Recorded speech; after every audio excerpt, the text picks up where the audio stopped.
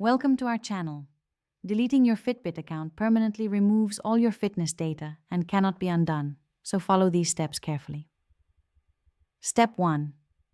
Understand that deleting your account will permanently erase all your health data, activity history, and achievements with no possibility of recovery.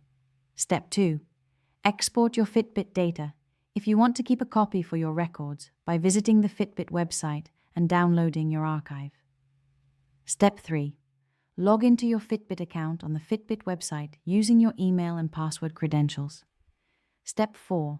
Navigate to the settings section by clicking on your profile picture or account icon in the upper right corner.